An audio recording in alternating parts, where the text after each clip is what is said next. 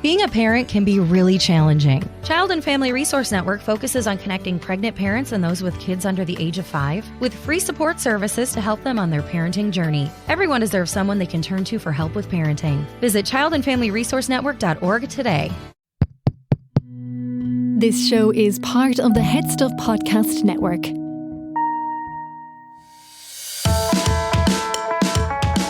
Hi, I'm Niamh Kavanagh. And I'm Gearóid Farrelly. And you're listening to Agony Rants.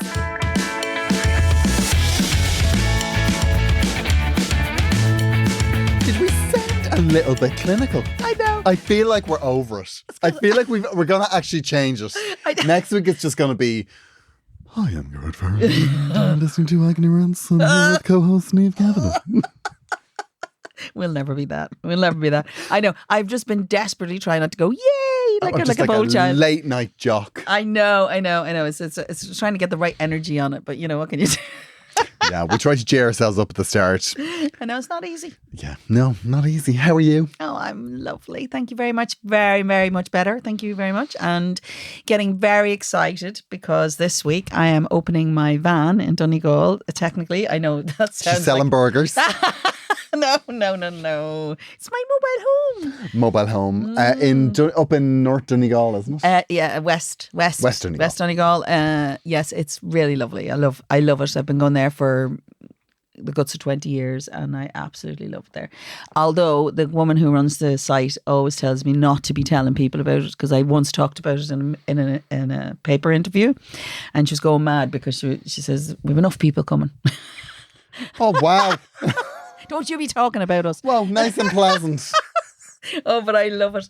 I go and I walk and I live like it takes me about a week to get the homeless look off me when I'm finished, but I absolutely love it. So this time of the year we go up, and technically it doesn't open till Easter, but we all go up at the Patrick's weekend and we basically open the vans. It only takes us about an hour to open the van, but you know, it takes us at least 5 days to make sure it's properly open. So it's a nice chilled out week of like leisurely strolls in Donegal. I know, it's a holiday thing. You know, it's the start of the year for us, you know, in the sense of that we feel it's a time, you know, for kind of reboosting our energies and all. And every time I walk over to the secret beach, which is what we call it, it's not that secret to be fair. Everybody knows where it is. But you have to walk to it. You have to walk to it, but it's not far from Sheshkamore, which is a really fantastic place and just really beautiful. But I don't know how many times I've gone over that hill and look down onto the beach and there's no footprints on it. You're nearly the first person to walk on it because it's not, you know, it's not a regular place to get to. So the thing is, you do feel like sometimes you're the last person. I thought it was like a supernatural thing, like we were talking about a couple of weeks ago. How creepy, Niamh. No, this is really beautiful. So I love it, and I've got great friends up there, and we have a lovely time. It's a very small town, but it's really beautiful, and the whole area is great.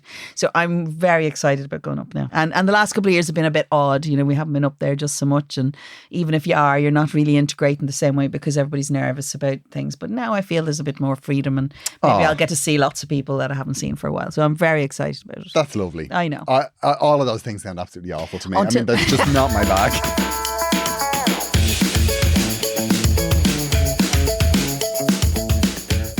We asked for your stories of good and bad holidays. I've never really had horrible holidays. I've had maybe 2 that have been. Yeah.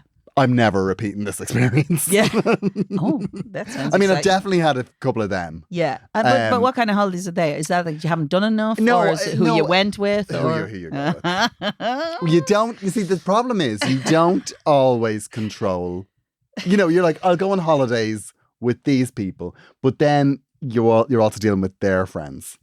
Yeah, but the other thing of that is you might say, I'm going on holidays with these people, and you spend maximum 3 hours of a day with them when you go for a few pints, and then suddenly you're on holiday, and that's a very different experience. Yeah, no, I went with friends. Like the awful one I went with friends who had other friends, and there was like friends with partners, and I was like, no, we're never doing this again. No, never. Because there's too many variables there. That's exactly, Niamh, you've hit the nail on the head. As you get older with a holiday, you minimise the variables. Yeah. That's what you have to. Because the problem is it gets wilder as you get older. There's just more variables. That's the one thing. No offence, Gearóid, but the older you get, the more set in your ways you are. That's also a point. But I'm choosing to say There's more variables. Okay. That's the polite way of saying we're very set in our way and we can't be arsed dealing with that. And the other thing is that I do when I go on holidays is I decide what I'm doing. And I don't care what anyone else is doing. Yeah, but I like that. You see, the problem is I'm not into the herd mentality. I'm all for doing stuff together, don't get me wrong, but I don't have to do everything with everybody all for doing the time. stuff together, provided it's what I want to do, is essentially what you're saying. No, it's not that. I don't mind doing other things. I will go shopping with other people, right, if they want to, right? It's not what I want to do. 9 times out of 10 when I go shopping with people, holidays or otherwise aside, they all despair of me because I don't seem to buy anything when I go shopping. Well, but I don't mind going on the experience. It's not that. I can't be having... right? The fact that you can't actually decide to go and do something. Because the more people that are involved, when you try to make a decision on what needs to be done, nothing gets decided. Oh, absolutely not. And not only that, then you all end up doing something you don't want to do, or else it takes you 40 hours to get around to actually doing the thing. And that really annoys me. So I can lie by a pool for a day and then I want to do something, right? But not... so I can't lie by a pool for a week, which I have a story of. But anyway, tell me about your variables. I have no problem lying by a pool for a week. I have to say I'm very rigid about when I go to places. Like when I go shopping, like shopping for me on a holiday is I go into Flying Tiger.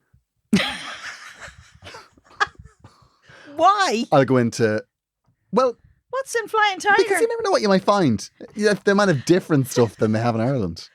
Really? Yeah. So I go in and I have a look. That's what that's the shop I would go to. Okay. I would go to maybe if there's a nice old bookshop. I love an old bookshop. Oh yeah, somewhere. we all I'd go love there. that. Yeah, we all love that. And then it's record shops, secondhand record shops. I would trawl them, no problem. But I'm not going. Like I'll go into a clothes shop for one reason, that's to buy all the stuff I forgot to bring. Yeah. Because that, is that a regular thing? That happens. The first week of Sarah Millican's tour that I did back in August, I went into Penny's and a Primark over there. Yes, Primark. And I had to buy a whole weeks of underpants because I just completely gone without underpants. The 2 things I can't deal with on holidays, right, is one, the baby. Right? When in a group there's always the one that becomes the baby, like the petulant child. Oh, okay, yeah. I've no time for that. So we all pander to that. My, no. I've no patience with that. Well. The other thing... That's surprising.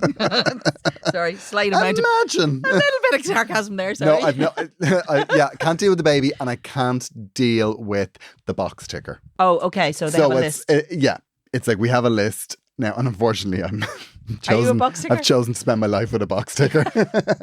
So I'm like, if you want to go box ticking, off you go. So yeah, normally he gets like a day to go box ticking and comes visits 30 monuments and 3 museums and comes back and I'm in the same spot on a towel or in a coffee shop. Did you have fun, love? Yeah. I'm delighted for you. Have you got photographs? WhatsApp them to me. I'll look at them later. I'll ask you about the ones I want to ask you about. Yeah. No, it's funny actually. There's an issue, right? I'm not a box ticker, although I quite like to see stuff. So I do like to. Yeah. But actually, at the same time, I have a friend who is inclined to. We like to plan, and she would say I'm more planny than her in the sense. Put it this way: I need to know where I'm going to sleep in the night. Right, that's important. Oh, that's fair. Right, that's fair enough. Right, yeah. But other than that, I kind of am fairly relaxed about things and stuff, and I can go. But I think if you're going to go somewhere and you're going to see something, you should make an effort to see what it is that they have to offer. Right. So I'm kind of with the box ticker a little bit more there, but at the same time, I don't believe that everybody has to do it.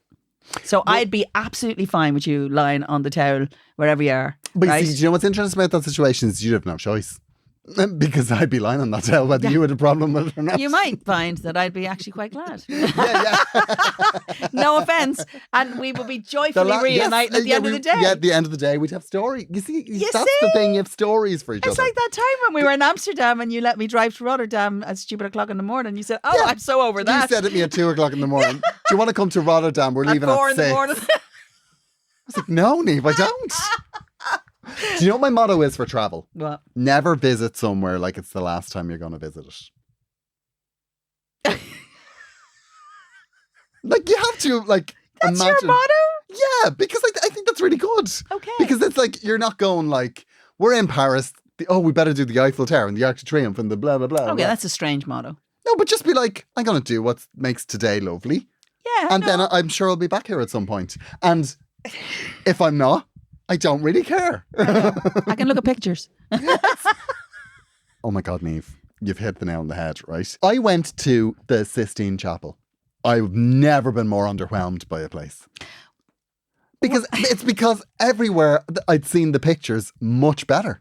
Yeah, but I'm probably the only person to ever walk into the Sistine Chapel and go, is this it? the thing about Rome, right? Because I brought my husband to Rome for his 50th birthday. We went to the Sistine Chapel, but it was at the end of 500 rooms of amazing art. And it is ridiculously, you feel very strange about it all when you're going through it.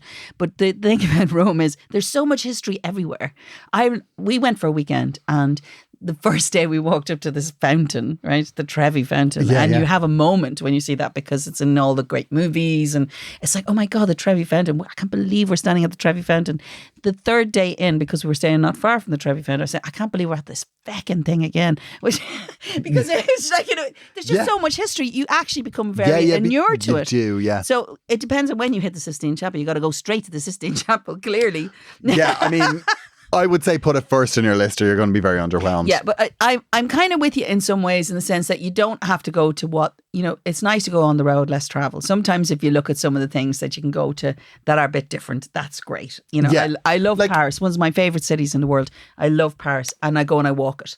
But I like to walk the cities I go to. But are you more of a city break or are you like a resorty break? I like both. Yeah. But I don't like to be under pressure on either of them. No, but you shouldn't be. Like on a city break, I do love a little trawl through record shops now. Yeah. There's a great record shop in Paris. And how much is your partner vibing on that? Oh, he stands outside. He goes, no, I won't come in, I'll stand outside. And I was like, at the start of our relationship, I used to think, I should rush because he's standing outside. But now I'm like, you stand outside all you want. Because I'm going to be in here for 2 hours. Oh. If you want to stand outside, that's amazing. More power to you. Yeah. But I sometimes feel I'm very difficult. When I was 20, I suddenly found the last 2 weeks in January I was off.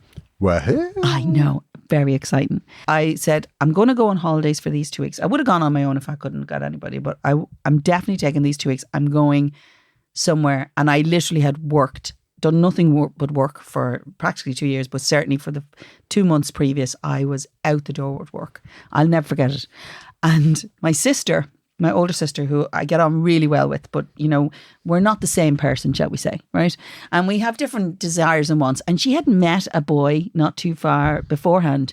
And on the flight over, she said to me, I can't wait to go home. And I thought to myself, this is not going to go the way I want this, right? And I've been to Amsterdam with Niamh. I know how she feels. I know.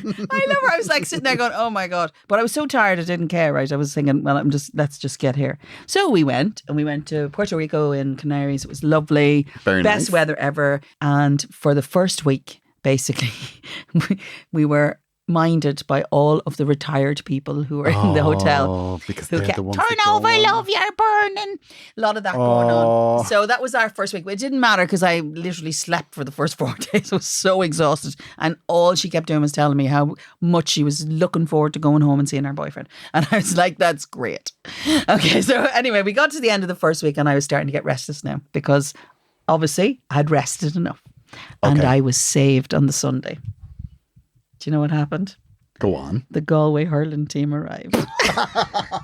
They had won the All-Ireland and they got this free holiday, and the whole of the Galway hurling team arrived. Oh my God, the most amazing week of our lives. We had, it was literally me and her and lots of blokes, and who were definitely there to have the crack. Oh my God, we had a wonderful time. A wonderful time second week. Thank God, because actually I think I might have come home early. Murder. Somebody would have been dead. Murder. So we did a shout out on social media to see if you had stories about your holidays, and we got quite a few replies. You did. Ross got in touch and he said, one holiday in France, the owners told us the only way out in a fire is to use the axe that they provided. Was there one in every room? I can only hope. No, I'm not hoping that there's an axe in everybody's room, right? No, I know what you mean. I'm not hoping for that. I don't think there should be an axe for everyone. No, maybe in a glass case that's not easy to get at. Yeah, just one axe, and if the axe is gone, then actually, I'm not going to go in here. Yeah, okay. I actually did work in a shop on Abbey Street when I was younger, like when I was in my early 20s, and it used to get, when I started, the owner said that it gets held up quite a bit. and he said, but don't worry, you'll be grand because there's a hurl under the counter. That's like when you go into the Europa Hotel, they say it's the most bombed hotel in the world. It's like, yay! Okay, thanks for that. Yeah, you're right. I think the freely available axes. It's not a way to sell a hotel. It's a red flag. I'm not going to lie. It's a red flag. Ailes wrote in and she says, group holiday is her title. One person bought a large bag of Lay's and asked everyone for 20 cents. Lads, like. That's outrageous. Now, okay. I have to be fair. I had to Google what Lay's were. They're crisps. Crisps. It's like they're like the same packets as Walkers, is it? Yeah, but they're crisps. I know. Do you know what bothers me about Walkers? What bothers you? And I've just remembered. Oh, they switched the colours. I never knew this about you. You're like really. Blue is cheese and onion, and green is salt and vinegar. And it should be the other way around. Why? Because Tato did it that way. Yeah. We don't know if Walkers did it first. But I'm still furious. Okay. Yeah, but it's easy then to end up with cheese and onion when you want salt and vinegar. Yeah. And there's nothing worse. If you're expecting salt and vinegar and you get cheese and onion, no. That's very disappointing. Actually, I'm highly suspect of crisps that I don't know what they are in a bowl. I'll never eat one. I would be skinny as if I didn't know what any crisps were. If somebody just opens all the packets. And put them on the... No. Yeah. No, I am not in the business of playing Russian roulette with crisps. And I'll tell you why, because there's nothing worse than getting... I hate sour cream and chive or whatever that shite is. Sour cream and onion? Oh, no. Are we no longer friends now? Are we no longer like, friends? You don't know what it is? Absolutely don't put it in your mouth. Well, I think that... Come on. Okay, that's a good rule for anything. Yeah. Well, I definitely think... Oh, we've touched a nerve here. If you're going to have a crisp and you don't know what that crisp is, I think that you need to suspend expectations. No, I can't. I can't take that chance because there's nothing worse than putting a crisp you don't like in your mouth. Because what do you do? Niamh, I think there's a lot worse. For some people. I think the world is a very dark place. Well, I refer you to the axe. Yeah. Freeloading axe. Well, yeah. I have to say, Ailes, like there is nothing worse than being on holidays with somebody that who's is a tight. I mean, I can't bear that. No. Or the person who is, I only had the bowl of soup. And I think, I get it. Some people rip the arse out of a group thing, right? Yeah, they do. Yeah. I mean, the person that orders the steak and the cognac, you're like, I'm sorry, mate. Yeah, you're on your own for that. You're on your own. Yeah, but actually, a bag of Lay's, like... Tina says, in college, we went interrailing. I lost my bag 3 times, 3 different bags, in brackets. Got an awful tattoo while absolutely hammered. Got mugged twice and was in a shop during a hold up. Oh my God, Tina. Great holiday, but a bit expensive. I was thinking to myself, that Tina, sounds about right. You are a mess. No, she's not. She's living her best life. Oh my God. That's outrageous. Like the wildest holiday I've ever been on was I went on a school tour. Like we went to Switzerland. It was the teachers that were wild. I love it. They were out of control. I will never forget it as long as I live. We were just like, that is outrageous. Like, I was in a rough school. Like, it was unbelievable. I remember actually, there was a really bad storm on one of the ferries that we were on, right? And there was a pile of coats outside the duty free. As in there was like maybe 7 or 8 coats in a pile. And do you know what was under it? My Irish teacher. Oh, nice. Outside the duty free, just collapsed on the ground, passed out drunk. And it's like imagine if there was camera phones back in those days, we would have been put into care. Gearóid, right? I am really concerned that is the wildest holiday you've had. I love a sedate holiday, Niamh. When I'm on holiday, clearly. I'm on holiday. I ain't going with you. Okay. Okay, so Niall, sorry, Tina, we didn't really say, but I actually think, to be fair, that is the correct and proper way of interrailing. You should have at least one of those stories on a thing. Yeah, I think it's fantastic. You don't seem too scarred, Tina. I'd be concerned if she had PTSD, but she doesn't. I'd love to know where she got the tattoo. Yeah, or what it is. Or what it is, yeah. Come on. I know. Yeah. Amazing. Send us a picture, Tina. Amazing. So, Niall, I went to Eurovision in 2018. Went as a straight man, came back as a gay. Winky face emoji. I think you'll find you were gay before you went. No, I suspect. Yeah. I think booking the tickets. Your first indicator. Yeah. I don't think there was anyone, when you come back gay, I don't think there was anyone that was like, oh, what a surprise, Niall. How was the Eurovision? Now, that's unfair, right? They're not all the people who go to Eurovision or like Eurovision are gay. Gearóid. Okay.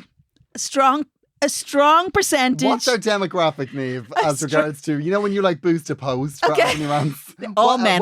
All men. All men. Okay. No, but I'm just going to say, they're not all gay, but I'll be honest, there's a very high percentage who are waiting. And actually... Okay.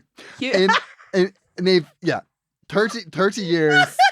30 years of standing beside you as someone walks up and gets excited. Niamh. And not about me. Okay. No. I don't have any memories of a straight one. That's all I'm going to say. I have two stories from Lenny. And the first one is, I once went on a holiday when not only did my elderly aunt fall down an escalator in a mall, but I also broke my ankle, and I was the only one who was covered to drive the rental car. So I had to drive the car the entire time. With a broken ankle? With a broken ankle. Let's hope it was automatic. Yeah. Yeah, let's hope and it was the left one. It was the left one, yeah. Also, she says, I got married on holiday and I'm still trying to work out 27 years later if that was a bad holiday. Okay, so once I flew into one airport and we hired a car to get to our holiday destination. The map was out of date and we fell out about how to get where we needed to be. This was before Google Maps, etc. Please don't use my name, by the way. After over an hour of silence and annoyance, we managed to arrive in the car park in the other airport of the city. Oh no. How do you end up in the car park? How is that a thing? That happens. I'll tell you why that happens, right? If you grow up in Dublin, there's just one airport in the city. So that leads people to believe that most cities only have one airport. I know. And sometimes you fly out of Belfast Airport to Glasgow and you leave your car at an airport and then you come back and you spend 3 hours looking for the car and realise that you're on an airport the other side of the city. Okay, so this sounds like something that's happened to you. Absolutely not. We are pausing for a moment to remind you that we are part of the Headstuff Podcast Network. If you would like to support the show, you can subscribe at headstuffpodcast.com for as little as €5 a month, and you will get bonus content from us and all of the shows on Headstuff Podcast Network. And our bonus content includes videos of the recording of the podcast. So you get to see Niamh in all of her post-COVID glory. So if you want proof of life, that's where you'll find it. We are here, though, to tell you about the podcast studios, which is where we record Agony Rants. Mm-hmm. The podcast studios is located in Dublin city centre. It is a one-stop shop for all things audio, and it has 3 state-of-the-art studios. When we're recording, we usually use about 3 of them. We usually use all 3. Niamh puts her stuff in one room. We have coffee in the other room. Yeah. And then we demolish the other room by setting up a camera. The podcast studios provide everything you need for podcasts, voiceover work, audiobook recordings, and more. And they're also set up for video recording, live streaming, or green screen filming.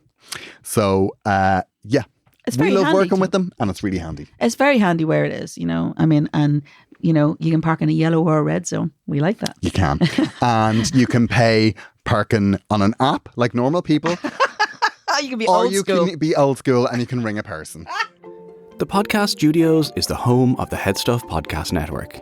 It's where lots of our shows are recorded and we work on editing, promotion, videos, live shows and lots more. As a podcast production company with 3 state-of-the-art studios for audio and video in Dublin city centre, we can work with you to tell great stories in a professional and engaging way. From government organisations to charities, arts groups to international brands, entrepreneurs to hobbyists, we've worked with everybody and we can help you to get the word out.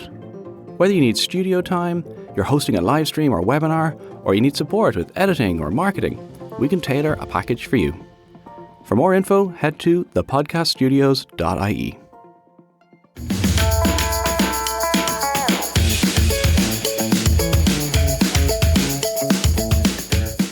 Have we got a problem? We do have a problem. Now I have to say, this is a fascinating one. Okay. Dear Niamh and Gearóid, I have a problem, a big one. My best friend from school is getting married and her husband-to-be is gay. There is no easy way of saying this, but he absolutely is. We don't know what to do. It's really obvious. They have been together since they were in their late teens. They are now in their early 30s. They got engaged when they had a joint 30th. Joint, I can't imagine. Anyway. All of our friends have had this conversation without her and all agree that he is. Over the years, we have never been able to address it with her. She seems oblivious to it. But now she is about to be married and there is a part of me that feels I'm not a good friend unless I say something. The problem is our friend is very proper. She likes to think she is smarter and more sophisticated than us. She really isn't on our level. We can never really be real. We can never really be real with her. But she is a lovely girl and we would hate her to be hurt. Her fiancé is very much a holy Joe and from a very straight-laced family.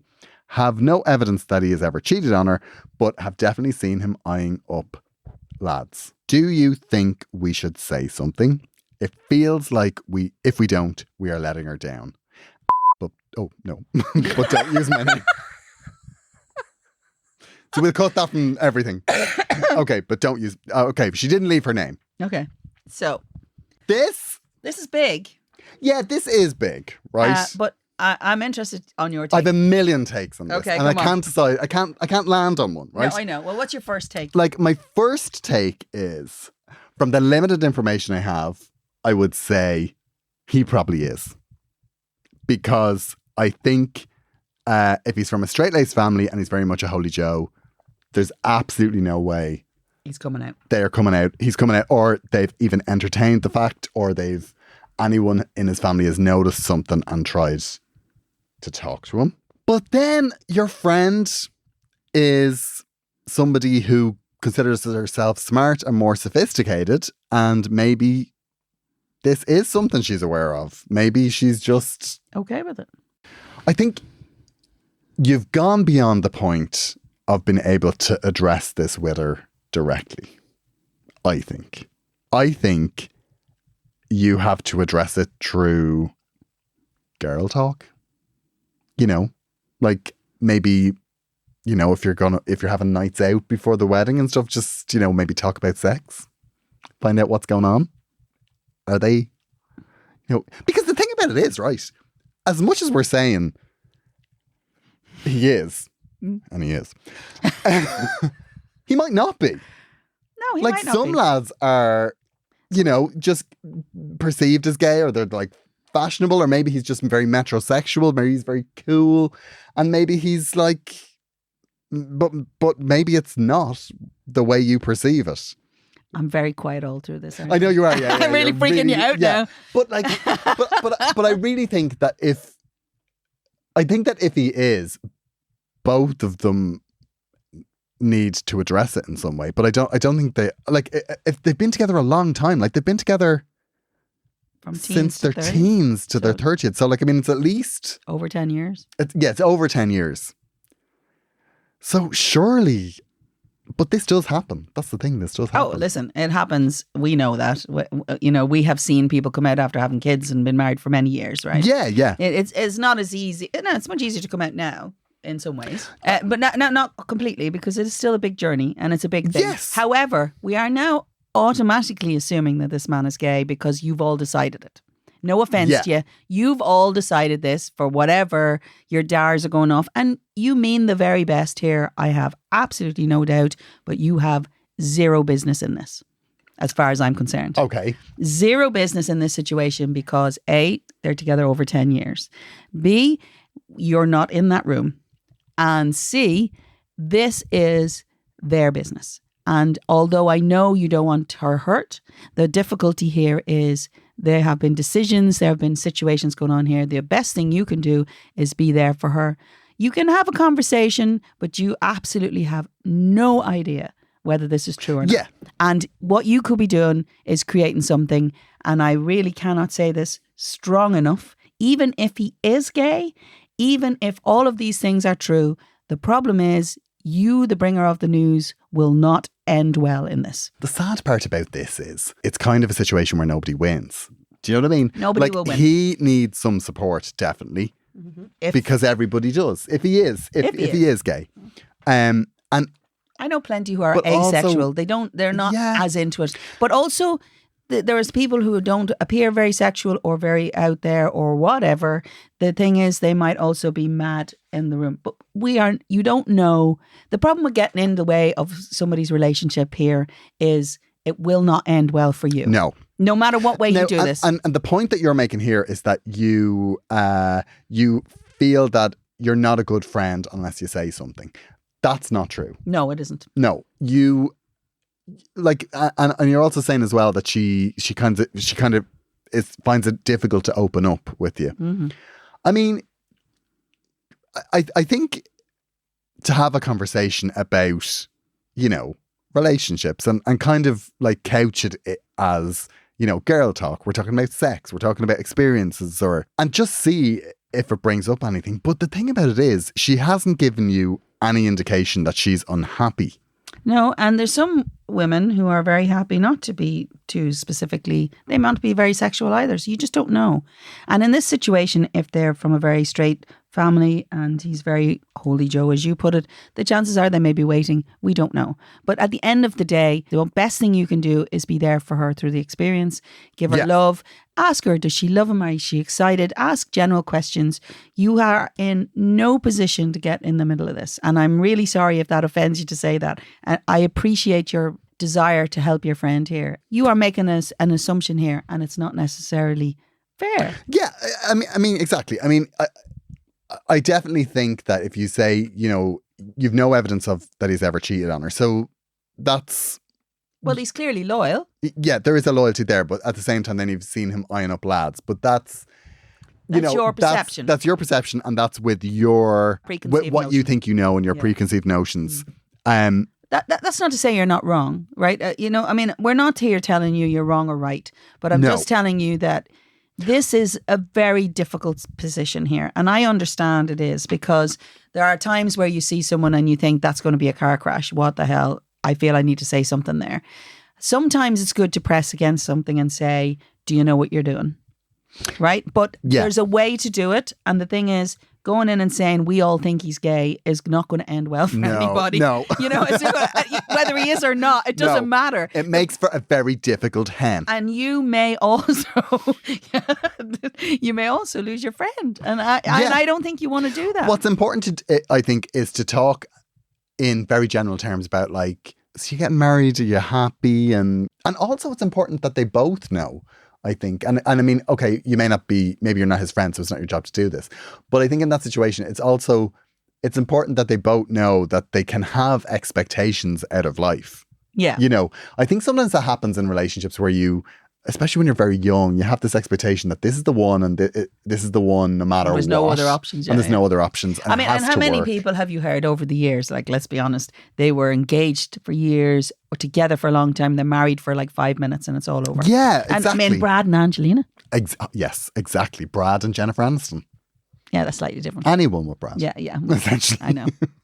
But I'd give it for the 6 months. Yeah, you would. Oh, yeah. But no, I'm just saying, the point is, quite often when you've been together with someone a very long time and then you take the next step, sometimes it's not what you think it's going to be. So, yeah, either way, she's going to need you. So, the point is, my feeling is, it's not for you to push this through. And I know that sounds irresponsible, perhaps.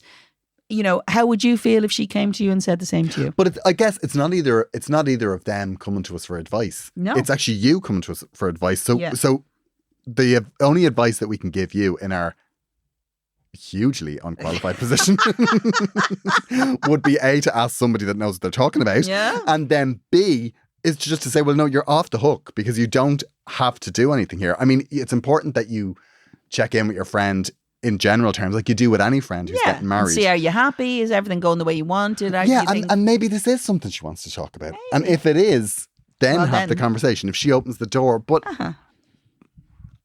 I mean, like my advice to somebody, like if it was him coming to advice from me, I would always say, you know, there are so many groups that you can go and talk to, you know, about. It's not easy to I know it's easier to come out now, but it's still not easy. Oh no, it's not easy at all. And also it's not easy, any major change, even Any life if he change isn't is gay, difficult. even if they're just not together anymore, that's a very big step after all those years. It's not an easy thing. So yes, absolutely check in, make sure everybody's happy, but I don't think you're in a position to say he's gay just because we think so.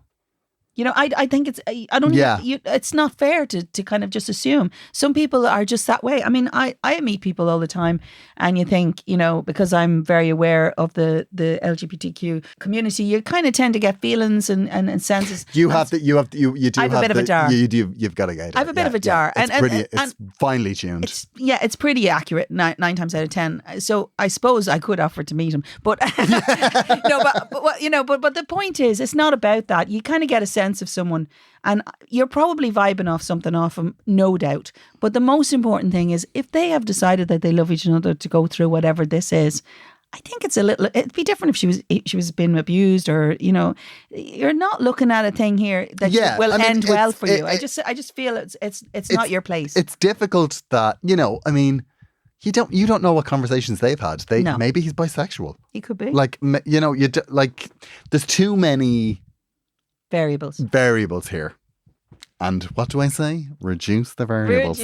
Yeah. And I definitely think that you can talk about it. You can talk about this in a girly chat. You can be very vague, but I just wouldn't go in with 2 feet, because... Or a well-placed...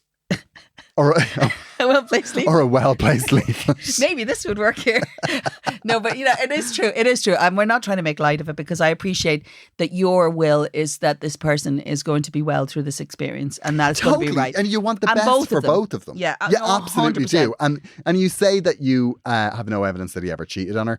And I mean, if you did have evidence, then you've got something to talk about. But then at the same time, then maybe they're in an open relationship. Like if maybe he's bisexual, like you never...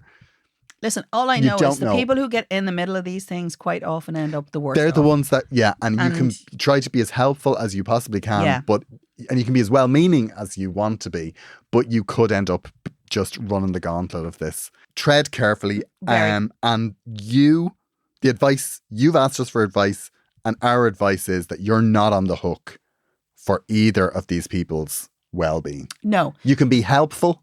And you can be supportive of them through the experience. But I seriously think that, I understand we all get in the way of ourselves when we do this. We all think about it. You know, when Gearóid used to write to me about his girlfriends, you know, I knew that was a conversation. But I waited. She stayed out of it. I waited. And this will take its course. I was there. You know, and if I'd have got married, she would have sung at the wedding. Yeah. Oh God, it was fab. I know. See, you might want to marry after all. No, but actually, you know, it's not an easy one, and I totally feel your pain. But I'm going to tell you, please tread very carefully. I hope we've given the right. I really hope we've given the right advice. I would definitely say, feel free to take this to other podcasts. Yeah. It's true.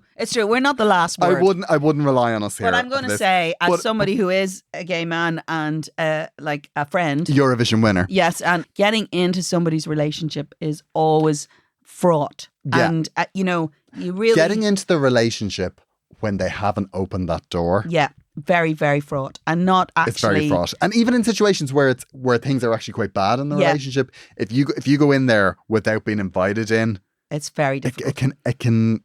Well, the one guarantee we have is it won't end well for you. You know. And absolutely. Like, doing the wrong thing here, it won't end well for you. You do not want to lose your friend. You will be the one in trouble. So I'm just saying, think very carefully about it. I don't think you should feel guilty about. It's a lovely thought, basically, that you are trying to do something for your friend, but at the same time, I think you just need to relax and ask her if she's in love and she's happy, and if she is, just accept the answer she gives you. All you're doing. One version of this story is that you go to them and say, I think your fiance's gay, and she says, yeah, yes. Somebody married Elton John, for God's sake. Or yeah, he's bisexual. You don't know, and I think. And it's not, if they're not talking about it, then the chances are they don't want you. And it's none of your business. Yeah. I think. I kind of think it, you know. I think it, you know, I just don't think you have business in it.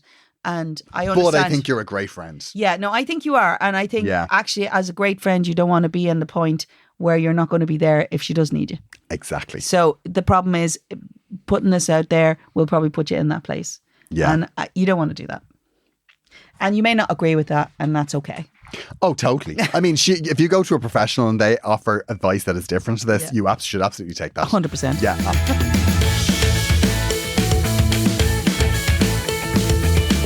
That was a tough one. I felt like I had to be all grown up for that. I think I'll bring a helpline afterwards and see if we got. I'll just present that story and I'll see if we got it. Okay. See if the professionals will do the if same. not, can we re-record it? Yeah.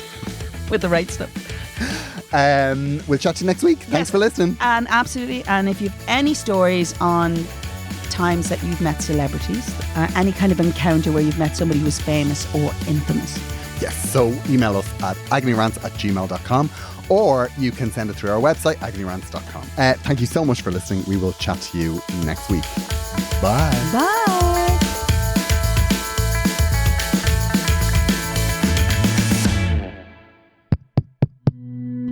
This show is part of the Head Stuff Podcast Network, a hub for the creative and the curious. Shows are produced in association with Head Stuff and the Podcast Studios Dublin. Find out more or become a member at headstuffpodcasts.com. Being a parent can be really challenging. Child and Family Resource Network focuses on connecting pregnant parents and those with kids under the age of 5 with free support services to help them on their parenting journey. Everyone deserves someone they can turn to for help with parenting. Visit childandfamilyresourcenetwork.org today.